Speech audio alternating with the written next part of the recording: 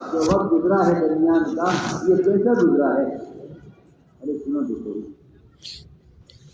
آپ نے ظہر پڑھی، عصر کا وقت کیسا گزرا ہے؟ عصر پڑھی تو مغرب تک کا وقت کیسا گزرا ہے؟ اگر عصر مغرب کے درمیان کا وقت اللہ کی اطاعت میں گزرا ہے تو عصر کی نماز درست ہوگی۔ اگر فجر کی نماز سے ظہر تک کا وقت اللہ کی اطاعت میں گزرا ہے تو فجر کی نماز درست ہوگی۔ اس لیے کہ نماز کا کمال اور نماز کی اصلیت یہ ہے کہ یہ نمازی کو منکر سے روک دے۔ اگر نمازی کو منکر سے روک رہی ہے تو نماز قائم ہے، اور اگر نمازی کو منکر سے نہیں روک رہی ہے تو تم نے نماز کو بگاڑا ہے۔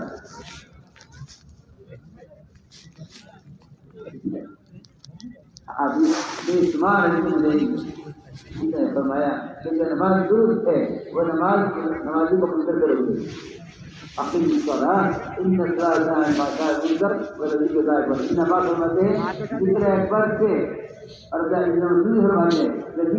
وہ نماز ہے جو نماز کو منکر سے روک دے۔ اگر نمازی کو منکر سے نہیں روک رہی ہے تو اس کی نماز میں کمی ہے،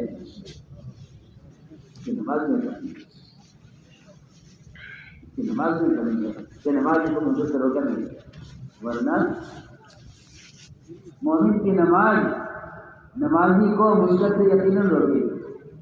میں نے عرض کیا تھا شروع میں کہ ایمان کا اس کلمے کا اخلاص یہ ہے کہ یہ حرام سے روک دے، اور نماز کا اخلاص یہ ہے کہ یہ مومن کو منکر سے روک دے۔ لیکن لوگ اپنی نماز کو ہی منکر بنائے ہوئے ہیں۔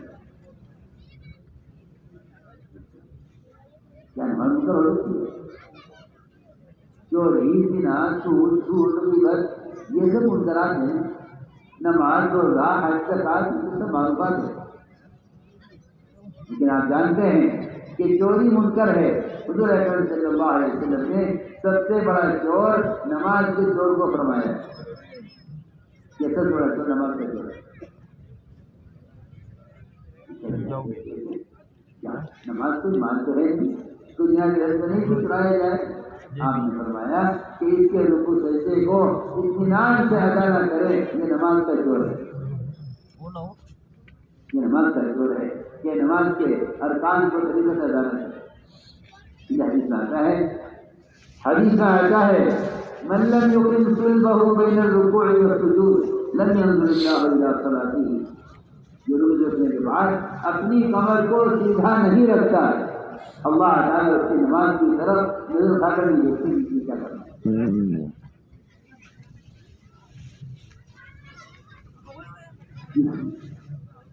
رکوع سے اٹھنے کے بعد اپنی کمر کو سیدھا نہیں رکھتا، اللہ اس کی نماز کی طرف نظر اٹھا کر نہیں دیکھتے کیا کرنا ہے۔ اس لیے فرمایا کہ اپنی نماز کو ذکر اکبر بناؤ۔ ذکر اکبر نماز کو کہتے ہیں جو نماز منکر سے روکے۔ انہوں نے کہا کہ یہ ایک صفت بیان کر کے ہے کہ ہم نماز قائم کرتے ہیں۔ ایک صفت یہ ہے ہمارے کہ ہم رمضان کے روزے بھی رکھتے ہیں۔ اس لیے کہ معمول یہ تھا کہ جو جماعت کہیں جایا کرتی تھی وہ جماعت پورے دین کی عملی دعوت پیش کرتی تھی۔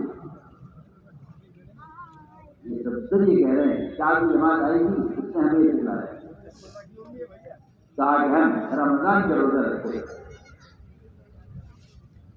اور بیت اللہ کا حج کرتے ہیں، اور یہ بھی کہا کہ ہم زکوٰۃ ادا کرتے ہیں۔ میرے دوستوں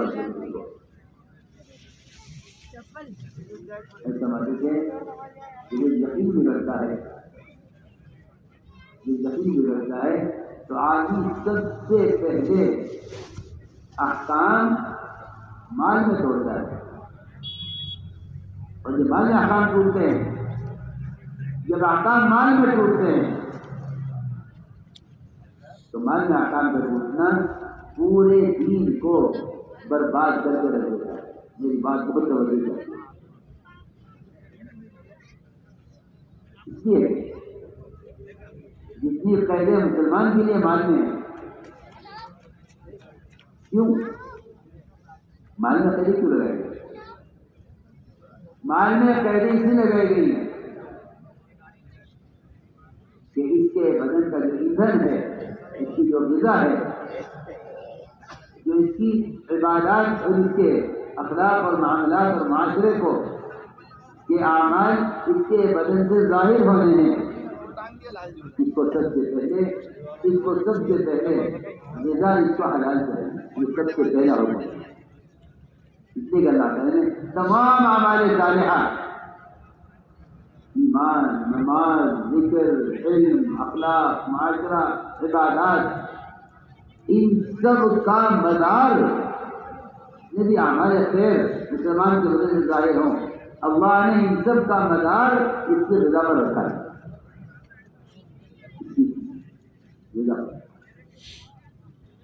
سارے اعمال کا مدار غذا پر رکھا ہے۔ آپ جانتے ہیں کہ انسان کے اعضاء حرکت کرتے ہیں، خون بنتا ہے غذا سے۔ سب سے پہلا سوال ہے کہ جب مسلمان مالیات کے نظام میں حکم توڑے گا تو اس کی عبادات سے لے کر معاملات اور معاشرے سب بھائی تھوڑا دھیرے سے نا، اتنا بھی جوڑ سے نہیں، دھیرے دھیرے کر لو۔ او بھائی کیا کر رہا ہے یہ؟ آرام سے کرو نا۔ وعملوا صالحا، معلوم ہوتا ہے کہ عمل صالح کا ظاہر ہونا باقی کا غذا کے ساتھ بندھا ہوا۔ اگر غذا حرام ہے تو کسی اچھے اخلاق اور کسی بہتر معاملات اور کسی مقبول عبادت اور کسی اچھے عمل کی تبدیلی ہے۔ سب سے پہلا سوال یہ رہتا ہے کہ آدمی کیا کما رہا ہے، کیا کھا رہا ہے۔ بہت اہم بات سمجھتے تھے کہ اس زمانے میں مسلمان لقمے کو معمولی سمجھ کر کھا لیتا ہے، حالانکہ لقمہ سمندر ہے، خیالات اس کے موجود ہیں۔ لقمہ سمندر ہے، خیالات اس کے موجود ہیں۔ جیسی غذا ہوگی ویسا خیالات ہوگی، جیسی غذا ہوگی ویسا خیالات۔ سب سے پہلا سوال آئے گا مال کا، کیا آپ نے مال حلال کمایا، حرام کمایا؟ حلال مال کمانے کے بعد آپ نے اس کو زکات دے کر حلال کیا یا نہیں کیا؟ وہی میں کر رہا ہوں کہ جب یقین بگڑتا ہے، بگڑنا یہ ہے کہ عملوں سے یقین شکلوں کی طرف آئے۔ اس زمانے کے مسلمان اس اندھیرے میں ہیں کہ وہ نظام کائنات کو اللہ کا ضابطہ سمجھتے ہیں، اس لیے یہ کمائی کے ضابطوں میں، کمائی کے نقشوں میں حکم توڑتے ہیں۔ وہ کہتے ہیں دنیا ہے، ہم کیا کریں؟ کہتے ہیں دنیا ہے، ہم کیا کریں؟ حالانکہ کائنات اللہ کا ضابطہ نہیں ہے، کائنات اللہ کا ضابطہ نہیں ہے، اللہ کا ضابطہ اللہ کا دین ہے۔ نظام کائنات ضابطہ نہیں ہے، اللہ کا دین ضابطہ ہے کہ نظام کائنات میں تبدیلیاں ہیں، اللہ کے ضابطے میں کوئی تبدیلی نہیں۔ لیکن جو لوگ دنیا کے اسباب اور کی شکلوں کو ضابطہ سمجھ لیتے ہیں، وہ یہ کہتے ہیں کہ اس کے بغیر نظام دنیا میں چلے گا۔ تو یہ سب سے پہلے میں نے عرض کیا کہ سب سے پہلا کام یہ ہے کہ آپ کیا کما رہے ہیں، کیا کھا رہے ہیں۔ پہلا سوال ہے، یہ پہلا سوال ہے کہ آپ کیا کما رہے ہیں، کیا کھا رہے ہیں۔ اصحاب کہف کی جماعت کی اللہ نے فرمایا انہم فتیۃ آمنوا بربہم، اگر بڑی مان لانے والی جماعت کی اپنا عابد بھیجا کھانا دینے کے لیے تو یہ تاکید کر کے بھیجا کہ تم تلاش کرنا شہر میں سب سے زیادہ پاکیزہ کھانا، حلال کھانا کیا ملتا ہے، اور سب سے زیادہ متقی بیچنے والا کون سا ہوٹل والا ہے، تلاش کرو۔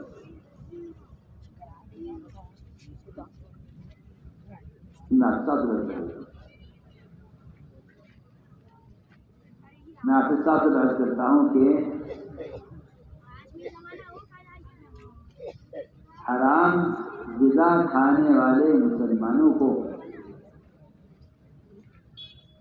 حرام غذا استعمال کرنے والے مسلمانوں کو حرام غذا کے نقصانات کا اتنا علم نہیں جتنا حرام غذا کھلانے والوں کو حرام غذاؤں سے نقصانات کا علم ہے. ہماری بات توجہ کر بہت دھیان سے بات کریں. حرام غذا کھانے والے مسلمانوں کو حرام غذا کے نقصانات کا وہ علم نہیں اور وہ تجربہ نہیں جو تجربہ کھلانے والوں کو. بہت اہم بات ہے جو تجربہ کھلانے والوں کو. مجھے سیرت میں اس کی مثالیں نہیں ہیں. مجھے سیرت اس کی مثالیں نہیں ہیں کہ صحابہ کی جماعت جب کے ملک میں جاتی تھی تو وہاں کے لوگ اس بات کی پوری کوشش کرتے تھے کہ کسی طرح ان کی جماعت کو حرام کھلائے. اس لیے آپ دیکھنا پوری دنیا میں آپ دیکھ لیجیے کہ حرام غذائیں سستی ملیں گی، آسانی سے ملیں گی، ہر جگہ مہیا ہوں گی. حلال چیز مہنگی ملے گی، ہر جگہ نہیں ملے گی. آپ کو تلاش کرنی پڑے گی، آپ کو اس کے لیے مشقت رہنی پڑے گی. مجھے بات نہیں جانتا ہے، بات خوب جانتا ہے. آج نہیں کہہ رہا ہوں میں محمد صلی اللہ علیہ وسلم کے زمانے اور آپ کے صحابہ کے زمانے کی بات کر رہا ہوں. یہ بادل خوب جانتا ہے کہ اگر ان کو حرام کھلا دیا جائے تو ان کی دعائیں مردود اور ان کی عبادات کھوکھلی ہو جائیں گی. لیکن اس راز کو دشمن نے سمجھا، مسلمانوں نے سمجھا. اس راز کو دشمن نے سمجھا، مسلمانوں نے سمجھا. آپ دیکھیے حرام کاروبار میں سہولتیں، حلال کاروبار میں دقتیں، حرام سود کے کاروبار میں ہر جگہ پر کاروبار. اللہ کا بڑا فضل ہے کہ ایسے متقی پائے جاتے ہیں مسلمانوں میں جو بڑے بڑے نقصانات برداشت کر لیتے ہیں لیکن اپنی ضروریات میں، اپنے کاروبار میں حرام کو استعمال نہیں. وہی مثال ہے کہ جو آدمی زمانے کو دیکھ کر چلے گا، زمانہ تو اس کو خدا جانے کہاں لے جائے گا. لیکن جو اللہ کے ذاتوں کو دیکھ کر چلے گا، اللہ تعالیٰ کا وعدہ ہے کہ جو ہمارے احکام میں ہم سے ڈرتے ہیں ہم ان کے لیے ایسے سے دروازے کھولنے والے ہیں جہاں ان کا گمان شاید نہ ہو. میں نے عرض کی ایک بات کہ سب سے پہلے دیکھنا پڑے گا کہ غذا کیا ہے. حضور اکرم صلی اللہ علیہ وسلم خود اور آپ اپنے صحابہ کو حرام غذا سے کیسے بچاتے ہیں. اور یہ حقیقت ہے کہ جو آدمی حرام سے بچنا چاہتا ہے اللہ اس کو بچاتے ہیں. حضور اکرم صلی اللہ علیہ وسلم یہ غزوہ سے فارغ ہو رہے تو آپ کے چہرے پر بھوکے آتا. ایک تعلیم عرض کیا عورت نے کہ میں دیکھ رہی ہوں کہ آپ بھوکے ہیں، میں آپ کے لیے کھانے کا انتظام کرنا چاہتی ہوں. آپ نے دعوت کون کر دی؟ بکری تیار کی، اس نے آج میں نے پیش کی، گوشت جلا ہوا تھا. آپ نے ایک بوٹی اٹھا کر منہ میں رکھی. آپ اس بوٹی کو چباتے رہے مگر وہ آپ کے منہ میں اتنی سخت ہو گئی کہ آپ کے حلق سے اتر نہ سکی. آپ نے بہت دیر کوشش کرنے کے بعد اس بوٹی کو نکال کر پوچھا اس عورت سے کہ تم نے یہ بکری کھان کے آدمی میں نے حلال تیری کو خریدی میں نے خریدی. کیا فرمایا نہیں اس بکری کا مالک کون ہے؟ نازیہ سے میں نے اپنی پڑوسن عورت سے خریدی ہے، جو قیمت اس میں لگائی وہ میں نے قیمت اس کو دی. فرمایا کہ یہ گوشت ہمارے حلق سے اتر نہیں رہا ہے، تحقیق کرو یہ گوشت کہاں سے لائے گا. اس عورت نے پڑوسی سے پوچھا کہ میں نے جو بکری خریدی تھی یہاں یہ بتا کہ تم نے یہ بکری جس قیمت پر تم نے بیچی ہے اس نے کہا کہ بات اصل یہ ہے کہ یہ بکری میرا شوہر لایا تھا خرید کر، میں نے شوہر سے پوچھے بغیر اس بکری کو اللہ کے نبی کے لیے اس قیمت پر بیچ دیا جس قیمت پر شوہر نے خریدی۔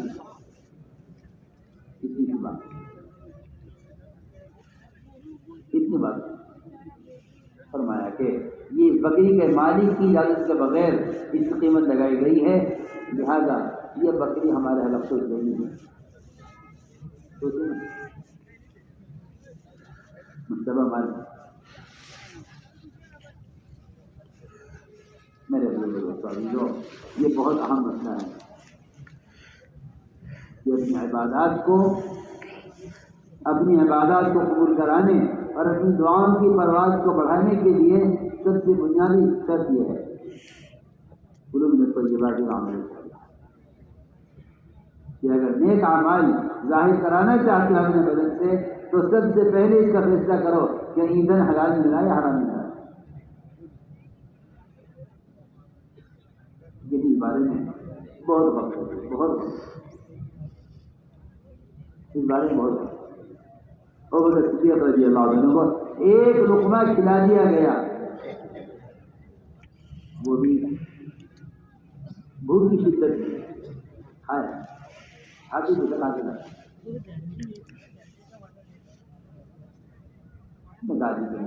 کہانت کیا کرتا تھا، آج وہاں سے گزرا تو جہاں شادی ہو رہی تھی اس کا کھانا ہے، یا یہ کہا کہ انہوں نے آج میری مزدوری کی ہے کہانت کی۔ ابو بکر رضی اللہ عنہ نے کہانت کی آمدنی کے لقمے سے قید کی، اور قید اس طرح کی کہ جب وہ لقمہ اندر سے نہ نکلا تو پانی پی کر اس لقمے کو اس طرح نکالا جس طرح کوئی برتن صاف کیا کرتا ہے، اور فرمایا کہ اس لقمے کو اپنے بدن کا حصہ بننے سے پہلے باہر نکالنا ہے، ورنہ یہ لقمہ مجھے جہنم میں لے کے جائے، جہنم میں آگے سے کھائے۔ میرے دوستوں جو میں اس سے عرض کر رہا تھا، سب سے پہلے سوال اس بات کا ہے یہ کمایا گا، ابو بکر رضی اللہ عنہ کا بیان ہے کہ اپنے غلاموں اپنے ملازمین کی آمدنی کی تحقیق کیا کرو، کہاں سے کمائے، اس لیے کہ اگر غذا حلال نہیں ہے تو بدن سے کرنے والے اعمال فرماتے تھے اس کے اعضاء اس سے بغاوت کر جائیں گے، یہ گناہ نہ چاہتے ہوئے گناہ کرے گا، اس لیے کہ اعضاء کے اندر حرام خون دوڑ رہا ہے جو اس سے گناہ کروا رہا ہے۔ اس لیے فرمایا کہ مال حلال کماؤ، حلال کماؤ، سب سے پہلا عرض ملتا یہ حلال کماؤ، پھر اس حلال کو پار کرنے کے لیے اس کی زکات ادا کرو، اس کی زکات ادا کرو۔ میں عرض کر رہا تھا کہ میں نے کہا ہم زکات ادا ہمارے یہاں فرماتے تھے کہ مسلمان اگر زکات صحیح طریقے پر ادا کرنے لگے تو مسلمان زکات کی برکات کو برداشت نہیں کر سکتا، اتنی زکات کی برکتیں ہیں اگر صحیح طریقے سے زکات ادا کرے۔ لیکن اس زمانے میں لوگ زکات ادا کرنے کے لیے نئے نئے کام تلاش کرتے ہیں، حالانکہ زکات ادا کرنے کے لیے فقیر کو تلاش کرتے ہیں۔ جو مال زکات لے کر پاس کیا ہے، جو مال زکات لے کر پاس کیا ہے، اس مال کو خرچ کرو پھر بھی کام ہو پائے۔ جو زکات مال کا میل نکالا ہے اس مال کے میل کو خرچ کرو فقراء اور مساکین پر، جو زکات کے مصارف ہیں، جو زکات کے مستحق ہیں ان پر اس کو خرچ کرو۔ تو فرماتے ہیں کہ زکات کی برکات جب حاصل ہوتی ہیں جب آدمی زکات ادا کرنے کے لیے فقراء کو تلاش کرے۔ عمر رضی اللہ تعالیٰ عنہ کسی بھی گھر سے اچانک کھانا منگوا لیا کرتے، گھر کا حال معلوم کرتے، کسی گھر سے اچانک کھانا منگواتے تھے گھر کا حال معلوم کرنے کے لیے، خود آواز کہ دیکھیں بتائیے کیا حال ہے، کیا حال ہے۔ اچانک کسی گھر میں حکم جاتا کہ گھر میں جو تیار ہے فوراً لے آؤ. یہ نہیں کہ آپ کیا کل کھانا کھائیں گے اور تمہارے لیے اہتمام کریں گے، ہمارا اہتمام کریں گے. وہ دیکھنا چاہتے تھے کہ ان کے گھر کا نظام کیا چل رہا ہے. اگر ان کا کھانا نبی کے کھانے سے بڑا ہوا ہے تو تربیت کی ضرورت ہے. ان کے کھانے کا معیار نبی کے کھانے سے گھٹا ہوا ہے تو ان کی مدد کی ضرورت ہے. تفقد احوال کا معلوم کرو کہ روز حالت کیا ہے. یہ کہیں کہ وہ آدمی مومن ہو نہیں سکتا جس کا پڑوسی بھوکا ہو اور یہ بے کر کھا رہا ہو، وہ مومن نہیں ہو سکتا. ایمان کو ایسا بکھیرا ہے کہ واقعی کوئی ایک شعبے کا حکم چھوڑا نہیں جس نے ایمان کی علامت بیان کی ہے. تفقد احوال میں اس لیے میں نے ایک بات عرض کی ہے کہ مستحق کو تلاش کرو زکات ادا کرنے کے لیے، جس طرح پانی کو تلاش کرتے ہو نماز ادا کرنے کے لیے. پانی تلاش کر رہے ہیں کیونکہ وضو کرنا ہے، وضو کا بغیر نماز نہیں ہوگی اور پانی کے بغیر وضو نہیں ہوگا. جس طرح پانی کے بغیر وضو نہیں، اس طرح کہتے ہیں کہ مستحق کو تلاش کیے بغیر زکات ادا کرنا نہیں. ان تاجروں کو کمانے کی ضرورت نہیں. یہ فرمایا کہ جو مال کماتے ہیں اور زکات ادا نہیں کرتے، قرآن اللہ نے فرمایا کہ یہ مال اللہ اکبر سانپ کی شکل میں ڈسے گا اس کو اور کہے گا نہ کنز کا نہ مالو کہ میں تیرا خزانہ ہوں، تیرا وہ مال ہوں جس کو جگہ سے رکھا ہے اور اس کو تمہیں خرچ نہیں کیا. میرے دوستوں اور بزرگوں، قرآن میں اللہ نے فرمایا ہے یوم یحمى علیہا فی نار جہنم فتقوی بہا جباہہم وظہورہم وظہورہم فتقوی بہا جباہہم وجنوبہم وظہورہم. کیوں؟ سب سے پہلے داغا جائے گا اس کی پیشانی کو. اس کے مال کو تباہ کر جہنم میں سب سے پہلے اس کی پیشانی پر داغ لگایا جائے گا. کیوں؟ اس لیے ایک غالب نے یہ کی کہ اس نے فقیر کے حال کا تفقد کر کے اس تک زکات نہیں پہنچائی. اور اگر وہ بیچارہ مجبور ہو کر سوال کرنے لگا، یہ کہتے ہیں کہ زکات کو اتنا جلدی ادا کرو کہ فقیر کو سوال کرنے کا موقع نہ دے. فقیر کو سوال کا موقع نہ دے. میں سمجھتا ہوں کہ دنیا میں فاقہ اس لیے ہے کہ لوگ دو کام غلط کر رہے ہیں. ایک تو زکات ادا نہیں کر رہے اور دوسری بات یہ ہے کہ اپنی ضرورت سے زائد چیز کو اپنا حق سمجھتے ہیں. صحابہ کے زمانے میں یہ مزاج عام تھا کہ کوئی شخص اپنے زائد چیز کو اپنا حق نہیں سمجھتا. ابو ذر غفاری اور کا مطلب یہ تھا کہ جس کے پاس ایک درہم اس کی ضرورت سے زائد ہے اس کا قیامت میں اس کے پیشانی میں داغ لگایا جائے گا اور عذاب دیا جائے گا. یہ ان کا مذہب تھا. ابو ذر غفاری کا مذہب تھا کہ جس کے پاس ایک درہم اس کی ضرورت سے زائد ہے قیامت میں اس کے جسم پر داغ لگایا جائے گا، اس کو عذاب دیا جائے گا. اور کیوں نہ ہو. ایک صحابی آ کر شکایت کی حضور صلی اللہ علیہ وسلم سے، عرض کیا یا رسول اللہ یہ فلاں آدمی ہے، نماز نہیں پڑھتا، روزہ نہیں رکھتا، صدقات نہیں کرتا. میں کیا ایسا ہو سکتا ہے کہ مسلمان نماز نہ پڑھے اور روزہ نہ رکھے؟ بلوایا آپ نے اس کو، شکایت کرنے والے کو بلایا، فرمایا یہی کہہ رہا ہے ایسا ہو سکتا ہے کہ میں مسلمان نماز نہ پڑھوں، میں زکات نہ دوں، میں روزہ نہ رکھوں. میں شکایت کر رہا ہوں. شکایت کرنے والے نے کہا یا رسول اللہ نماز تو ہر فاسق فاضل سبھی پڑھتے ہیں، نماز کون چھوڑ دے گا؟ اور زکوٰۃ تو اچھے برے سبھی لوگ دیتے ہیں، زکوٰۃ کون چھوڑ دے گا؟ اور روزہ تو ہر آدمی رکھتا ہے، زکوٰۃ روزہ کون چھوڑ دے گا مسلمان؟ میں تو آپ سے شکایت کر رہا ہوں، وہ شکایت بازی کر رہا ہوں کہ یہ آدمی نفلی روزے نہیں رکھتا،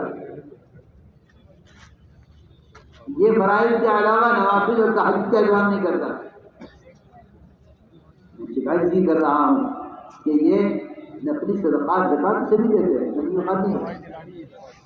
یعنی دور صحابہ میں اس کو شکایت سمجھ کر آگے شکایت کی کہ فلاں آدمی نفلی صدقات، نفلی روزے اور نفلی نماز نہیں پڑھتا۔ یہ تھا صحابہ کے زمانے میں عمل کا معیار، میں عرض کر رہا تھا کہ زکوٰۃ کا ادا کرنا مسلمانوں کے احوال کا تفقد کرے، مسلمانوں کے احوال کا تفقد کرے۔ چنانچہ ایک طبقہ وہ ہے جو اپنے مال کو اپنا سمجھتا ہے اور اس کو بیواؤں پر، یتیموں پر، مسکینوں پر خرچ کرنے کو کچھ سمجھتا نہیں ہے، ہمارا مال لیکن اگر مسلمان دو چیزوں پر آ جائے، ایک زکوٰۃ صحیح طریقے سے ادا کرنے لگے اور اپنی خواہشات کو چھوڑ دے۔ میں اللہ کی قسم اگر یہ کہتا ہوں کہ دنیا میں کوئی بھوکا نہیں رہ سکتا، ننگا نہیں رہ سکتا۔ زکوٰۃ دینے والے، خواہشات کو پورا کرنے والے دوسروں کا حق کھا رہے ہیں۔ اس نے فرمایا کہ مال کے خرچ کرنے میں، انفاق میں، اسی لیے فرمایا رضی اللہ تعالیٰ نے کہ ہر آدمی کا مال اس کا اپنا نہیں ہے، ہر ایک کے مال میں 3 شریک ہیں، ہر ایک کے مال میں 3 شریک۔ عجیب قصہ ایسا لکھا ہے، نقل کیا ہے کہ ہر ایک کے مال میں 3 شریک ہیں۔ ایک شریک اس کا وارث ہے، کتنا بھی بڑا کوئی مالدار ہو، اس کا وارث اس کے مال میں شریک ہے، حالانکہ ایک پیسے کا بھی پارٹنر نہیں ہے۔ آپ کا اپنا کاروبار ہے، آپ کا اپنا کسی کو نہیں کیا، لیکن آپ کا والد آپ مال میں شریک ہے۔ وہ انتظار کر رہا ہے کہ جس دن یہ قبر میں سر رکھے گا اس کے مال دوسرا آدمی وارث ہو جائے۔ ایک شریک، وہ آسمانی آفتیں ہیں، جانور مر گئے، سیلاب آ گیا، کھیتی ڈوب گئی، دکان میں آگ لگ گئی، آفتیں ہیں۔ فرمایا ایک تقدیر ہے جو تیرے مال میں شریک ہے، ایک تقدیر ایسی تیرے مال میں شریک ہے کہ تیرا پارٹنر پوچھ سکتا ہے کہ کون سا مال لوں کون سا نہ لوں، لیکن تقدیر تیرے مال میں ایسی شریک ہے جو تجھ سے پوچھے گی نہیں کہ گھٹیا مال لے جاؤ یا بڑھیا لے جاؤں۔ ایک شریک ہے۔ تیسرا شریک فرمایا، تیسرا تو خود ہے۔ یہ چاہیے کہ ان 2 سے پہلے اپنے مال کو اللہ کے رضا والے کاموں میں اور بیواں یتیموں مسکینوں میں خرچ کر کے تو ان سے زیادہ حصہ حاصل کر۔ یہ کہ ہر ایک کمان میں میرے بزرگ فرماتے تھے کہ ساری خرابیوں کی شکلیں یہاں سے نکلے گی جب مال کا خرچ کرنا اور کمانا اس سے مسلمان اس میں ہم سے ہٹ جائے گا۔ اس نے میرے بزرگ جو بات بہت اہم عرض کر رہا تھا کہ زکوٰۃ کے ادا کرنے کے لیے مستحق کو تلاش کرو، اس لیے کہ قرآن یہ کہتا ہے کہ اگر سائل آئے گا سوال کرنے کے لیے اور اس تاجر کی پیشانی پر بل آ گئے سائل کو دیکھ کر، تو اللہ تعالیٰ سب سے پہلے اس کی پیشانی پر داغ لگائے۔ جب سائل نے زیادہ سوال کیا تو اس نے اس سے رخ گھما لیا تاکہ پھر اس کے پہلو پر داغ لگائیں گے۔ پھر سائل نے زیادہ سوال کیا تو یہ اٹھ کر چل دیا پیٹ پھیر کر کہ پھر جہنم میں اس کی پیٹ کو تپایا جائے گا۔ فرمایا کہ یہ 3 حالتیں ہوتی ہیں مالدار کی، فقیر کو دیکھ کر پیشانی بلانا، فقیر کو دیکھ کر پہلو بدلنا، فقیر کو دیکھ کر اٹھ کر چل دینا۔ فرمایا کہ یہ 3 حالتیں ہوتی ہیں مالداروں کی، اور یہ 3 طرح کا عذاب دیا جائے گا جہنم۔ فتقوا بها جباههم وجنوبهم وظهورهم۔ اس لیے میرے دوستو عزیزو، اپنے مال کو پاک کرو زکات کے لیے۔ جو مال پاک کیا ہے اس کو خرچ کرو، بیواں پر یتیموں، جو مال پاک کیا ہے اس کو خرچ کرو خیر کے کاموں پر۔ جو مال زکات کا رکھ دیا ہے اس زکات کے مال کو خرچ کرو زکات کے مستحقین پر۔ یہ ہے کہ اگر مسلمان صحیح طریقے سے زکات ادا کرنے پر آ جائے، اس لیے کہ جن حوادثات سے عمر گزر رہی ہے، میں آپ سے اللہ کی قسم کھا کر کہتا ہوں یقین کے ساتھ کہ جتنے ٹیکس مسلمانوں پر مسلط کیے گئے ہیں یہ صرف زکات کو روکنے کی مصیبت ہے، ورنہ زکات کی مقدار ٹیکس کے مقابلے میں کچھ بھی نہیں کی۔ تم نے اللہ کے حق کو روکا ہے، اللہ تعالی نے تم پر ٹیکس مسلط کر دیا۔ آپ ذرا غور کریں، اللہ نے آپ کی آمدنی سے کیا لیا تھا؟ اللہ نے آپ کی آمدنی سے کیا لیا تھا؟ تو غنی ہے نا، اس کو تو مال کی ضرورت نہیں، نہ اس کو اپنے لیے مال کی ضرورت ہے، نہ اللہ کو فقراء کے لیے مال کی ضرورت ہے۔ میں کہہ رہا ہوں اللہ کو نہ اپنی مال کی ضرورت ہے، نہ اپنے فقیر بندوں کے لیے مال کی ضرورت ہے، بالکل نہیں۔ اللہ تعالی چاہیں سارے فقراء کو اعزاز خود کھلائیں، ان کا فقر کو آج کی زکات کے ساتھ اس لیے نہیں جوڑا کہ اللہ کہنے پر قادر نہیں ہے۔ اللہ تعالیٰ نے تمہیں تمہاری آمدنیوں میں آزمایا چاہا ہے، کیا تمہاری آمدنی میں حصہ لیں؟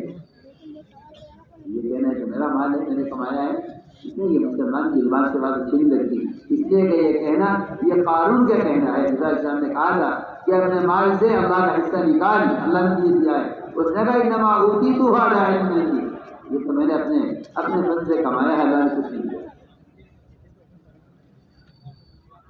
تو میں عرض کر رہا تھا کہ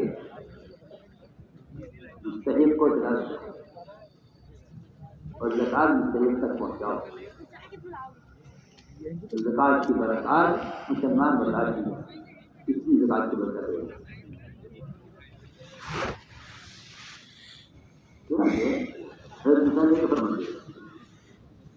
فرماتے تھے کہ صحابہ کے زمانے میں زکات دینے والے ان کا معمول ان بچوں کے کھیل کی طرح تھا، جو بچے کھیلتے ہیں نا آم چوری کھیلتے ہیں، چھپن چھپائی کھیلتے ہیں، سارے بچے چھپ جاتے ہیں اور ایک بچے کو تلاش کرتا ہے۔ یہ اتنا مشقت کا کھیل ہے اور اتنا بھاری پڑتا ہے تلاش کرنا، سب کو بن جاتے ہیں، سب کو تلاش کرتے ہیں۔ جس طرح اس کے تلاش کرنے کی کوشش بڑھتی ہے اتنا ان کی جتنے کوشش بڑھتی ہے، آپ جانتے ہیں اس طرف وہ جاتا ہے اس طرف سے بچے بھاگتے ہیں، چھپتے ہیں۔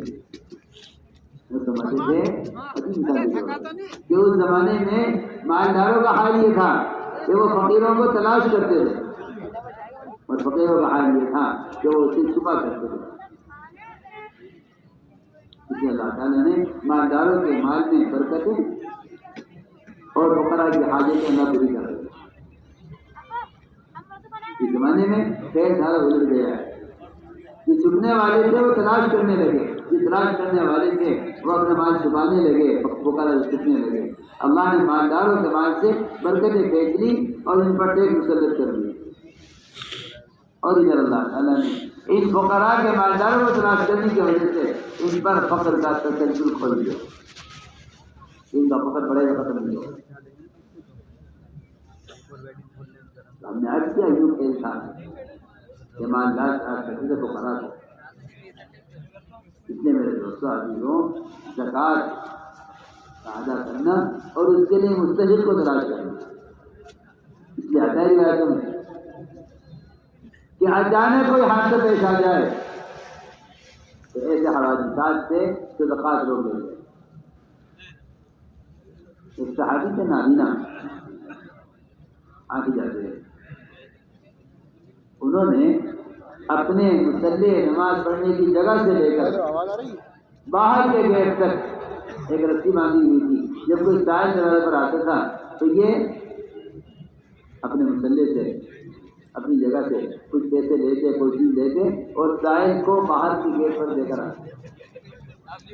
رسی باندھی ہوئی تھی جنابی نہ تھے تو کوئی لینے والا نہیں ہوتا تھا تو وہ رسی پکڑ کر باہر جاتے. بیٹوں نے کہا بھائی کیا رسی باندھ رکھی ہے گھر میں جننے کو دقت دشواری ہوتی ہے ہمیں دے دیا کریں پہنچا دیا کریں. فرمایا کہ میں نے یہ سنا ہے فرماتے حضور اکرم صلی اللہ علیہ وسلم کو مناولۃ المسکین تقی مصالح السوء کہ مسکین کو اپنے ہاتھ سے جا کر دینا یہ اچانک حوادثات سے بچا لیتا ہے اور بری موت سے بچا لیتا ہے. ہم نے عرض کیا کہ اسلام کا مزاج دینے کا زکوٰۃ دو صدقات دو فطرہ دو ہدیہ دو مہر دو جتنی بھی آپ شکلیں دیکھیں گے اسلام میں دینے کا مزاج اور دینے کے احکام ہے. اور اللہ نے معاف فرمائے کفر و باطل میں لینے کا مزاج ہے. لیکن میں پھر یاد کرتا ہوں کہ جتنے ٹیکس مسلمان مسلط کیے جاتے ہیں اس کی بنیادی وجہ مسلمان کا زکوٰۃ ادا نہ کرنا ایک اور دوسری بات یہ ہے کہ مال کا یہ اصول ہے کہ جس راستے سے آئے گا اسی راستے پر خرچ ہوگا. حدیث میں آتا ہے کہ حرام مال حرام میں خرچ ہوتا ہے اور حلال مال کے اندر اسراف کی گنجائش نہیں ہوتی. حلال مال کی گنجائش نہیں ہوتی. حلال مال اس میں اسراف ہوتا ہی نہیں ہے. وہ تو مال کی آمدنی میں کچھ حصہ حرام میں شامل ہوتا ہے کچھ حصہ حرام میں شامل ہوتا ہے. وہ سارے مال کو گناہوں کی طرف اور سارے مال کو اسراف کی طرف اور سارے مال کو خواہشات کی طرف رکھتا ہے. اس لیے فرمایا کہ اپنی کمائیوں پر غور کرو اپنی کمائیوں پر غور کرو. آدمی حرام کمانے کا راستہ اختیار کرتا ہے جب مالدار بننے کا ارادہ کرتا ہے. حالانکہ اللہ تعالیٰ کو مالدار آدمی پسند نہیں ہے اگرچہ حلال کماتا ہو. سنو میں کیا کہنا. اللہ کو مالدار بننا پسند نہیں ہے اگرچہ مسلمان حلال کمائے. صحیح حدیث میں آتا ہے کہ وہ مسلمان جو مال کمائے حلال کمائے بغیر سود کے بغیر جھوٹ کے بغیر غبن کے بغیر نماز چھوڑے ہوئے نماز با جماعت پڑھتا ہو اور حلال کمائے لیکن کمانے کی غرض مالدار بننا ہے اور کمانے کی غرض مال کو بڑھانا ہے اور کمانے کی غرض مالداروں کے فیض سے آنا ہے. یہ آدمی حدیث میں آتا ہے یہ حلال کمائے جو بھی اللہ سے قیامت میں اس حال میں ملے گا کہ اللہ اس سے سخت ناراض ہو.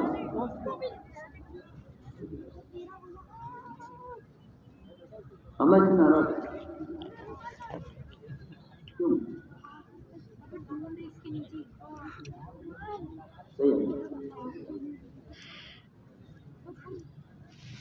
اللہ اس سے ناراض ہے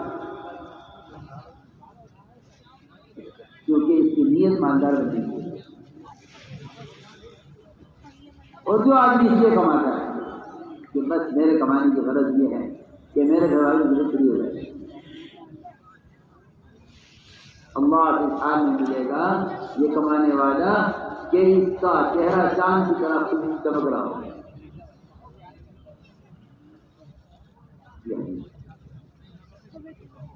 حدیث میں مکافرن مالدار بننے کے لیے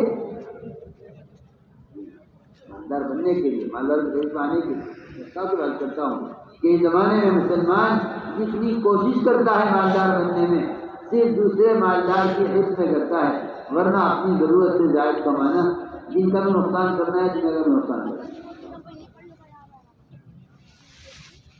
کیا کمال ہے؟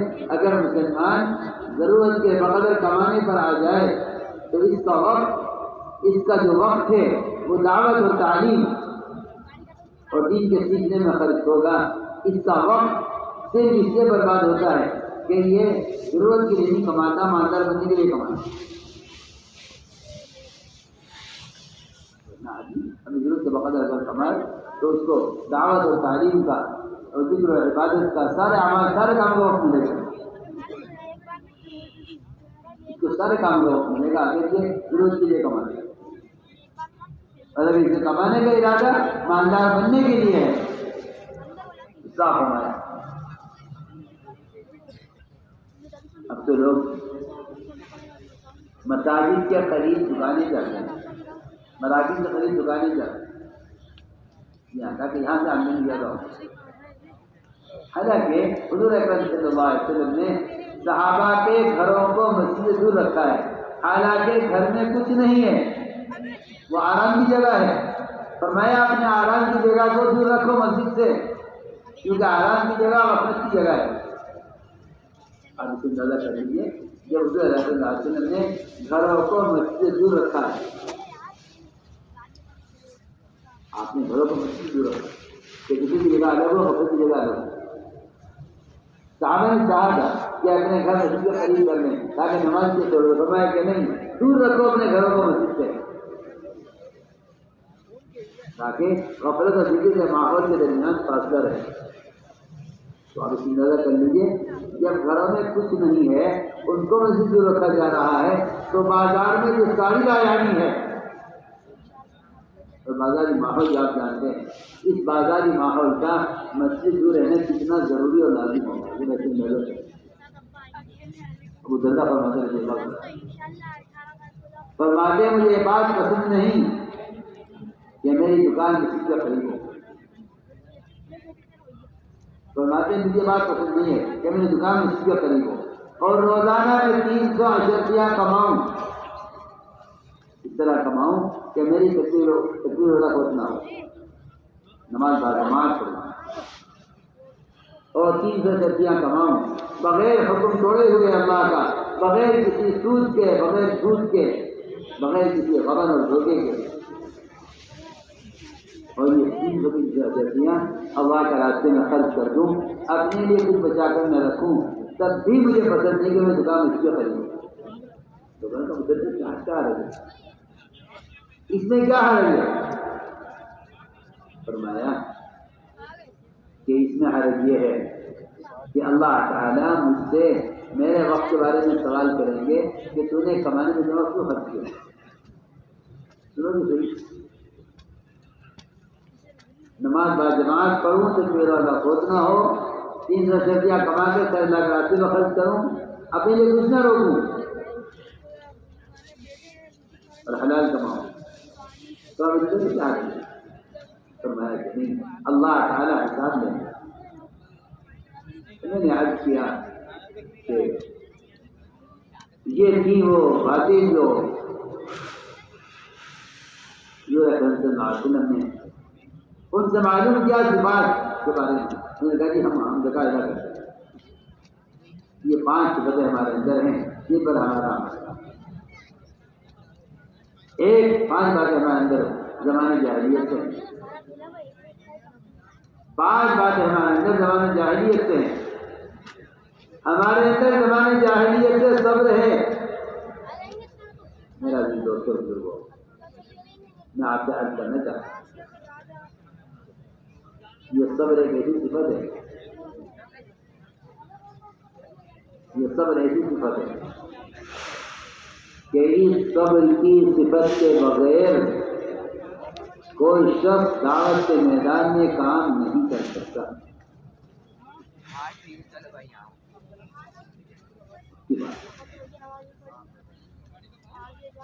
صبر کی صفت کے بغیر دعوت کے میدان میں کوئی کام نہیں کر سکتا. صبر. میں کہتا ہوں کہ اس راستے میں چلنے کا پیٹرول ہے. جس کا صبر جہاں ختم ہو جائے گا وہاں اس کا تربیت کا سفر ختم ہو جائے گا. جہاں صبر ختم ہو جائے گا وہاں اس کا صبر ختم ہو جائے گا. صبر. اللہ تعالیٰ نے سارے ایمان والوں کو حکم دے کر اور انبیاء علیہ السلام کو خاص طور حکم دے کر محمد صلی اللہ علیہ وسلم کو ذاتی صبر حکم دے کر بار بار صبر کی تلقین کی ہے. بار بار صبر کی تلقین کی ہے. یا ایھا الذین آمنوا اصبروا وصابروا ورابطوا فاصبر وما صبرک الا باللہ. آپ غور کریں. صبر ایک صفت ہے داعی کے اندر کہ میں قسم دیتا ہوں کہ صبر کے بغیر دعوت کا کام آدمی کر ہی نہیں سکتا. کر ہی نہیں سکتا. میں کہتا ہوں کہ دھوکہ ہے اس کو جو صبر کے بغیر اس راستے میں چل رہا ہے. وجہ اس کی صحیح ہے. پہلی وجہ یہ ہے کہ داعی کا صبر مدعو کی ہدایت کا سبب بنتا ہے. وجعلنا من ائمة يهدون بأمرنا لما صبروا. انبیاء کا صبر قوموں کی ہدایت کا سبب بنتا ہے. نبی علیہ السلام انتقام نہیں چاہتے کہ ماننے والوں کو ہلاک کیا جائے، بلکہ نبی کا صبر ہوتا ہے. سنیے، نبی کا صبر ہوتا ہے کہ نبی دعوت کے میدان میں ستانے والوں کی ہدایت چاہتے ہیں. یہ ہے صبر. ہماری بات ہوتی ہے. یہ ہے صبر. انتقام لے کر غالب آ جانا یہ نہیں، بلکہ صبر کر کے مدعو کی ہدایت کی کوشش کر لینا یہ انبیاء کا کام ہے. آپ صلی اللہ علیہ وسلم آج پہلے نبی علیہ السلام قوموں نے ستایا ان کو.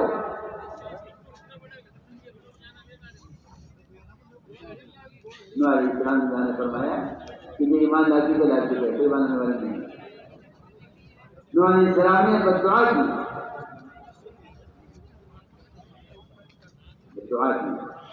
ایسا سیلاب آیا کہ پوری قوم کو ختم کر دیا. آپ سے کہا گیا